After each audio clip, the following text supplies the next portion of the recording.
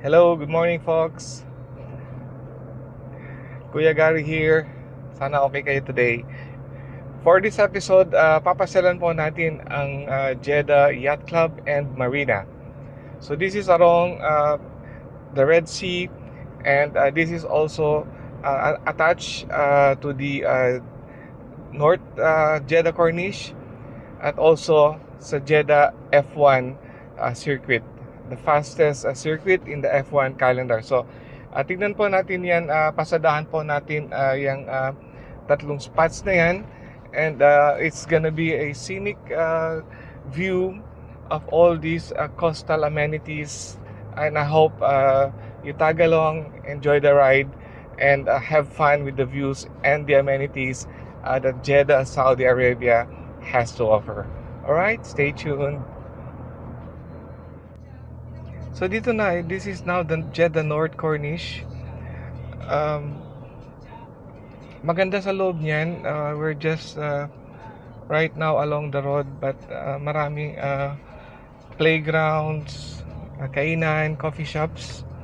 Of course, facilities like toilets, andyan siya. It's 32 degrees at around 8 o'clock in the morning. So the sun is really up. But the beauty here is, kita nyo naman yung gitna puno ng lined with palm tree or coconut tree. At least maliliit na klase ng coconut, or hindi siya masyadong mataas. So you could just imagine the amount of investment dito sa park na to. It's a very long stretch of coastline. Mga signature hotels, Waldorf Astoria nandyan, mga mamahalin at Shangri-La nandun later on sa dulo. Nakita nyo naman yung police visibility rito, so this is heavily patrolled.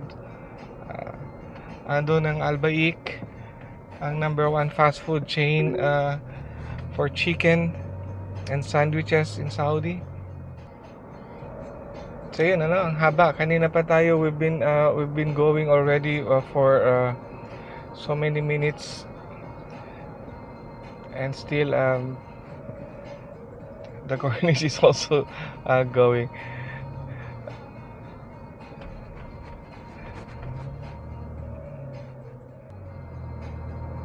Okay, so we've just left the North Corniche. Ito naman in front is the F1 circuit. So dito yung pinakadulo on this northern side.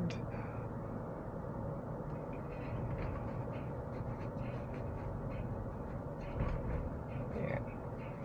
So ito na yung Jeddah F1 circuit.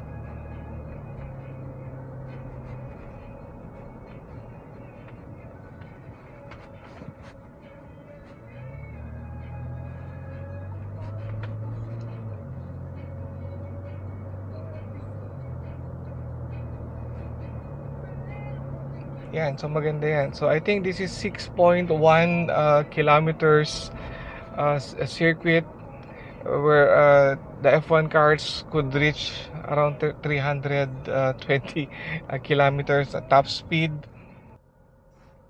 Okay, ayan. So this is the Jeddah Yacht Club. At least this is the entrance from the F1 if you came from the F1 circuit. So okay, so we are at the Jeddah Yacht Club.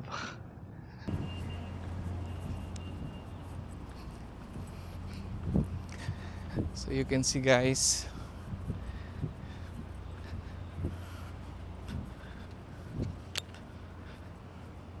that is Kong, Red Kong of the Jeddah Yacht Club. Ay, boy. Ayan. Wow. Wow.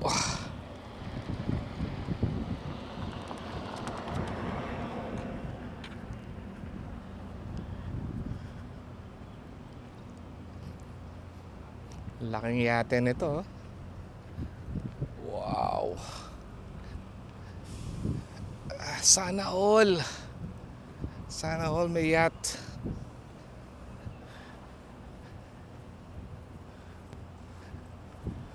Iniwan ko yung sasakyan ko ron. Iniwan ko lang sa tabi ng daan just to have a quick walk dito. I'm not sure if the mic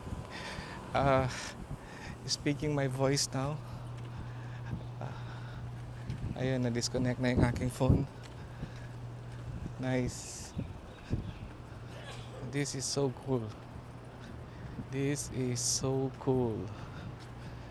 So nasa loob sila ng isang cove. So ang ganda, this is really protected from the sea. These yachts here,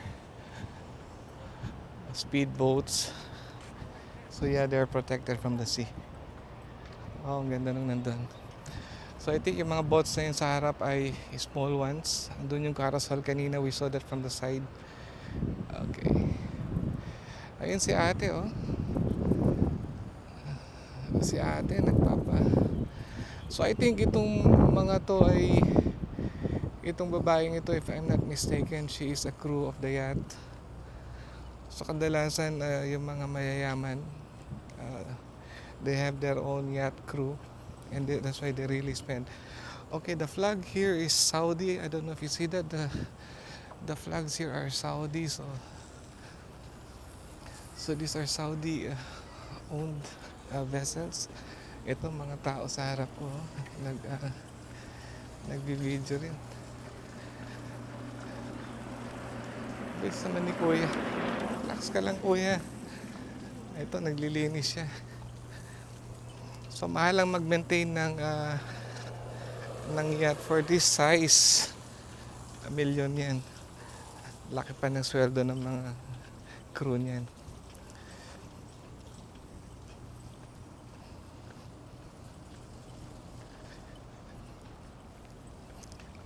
It's so good. It's so nice.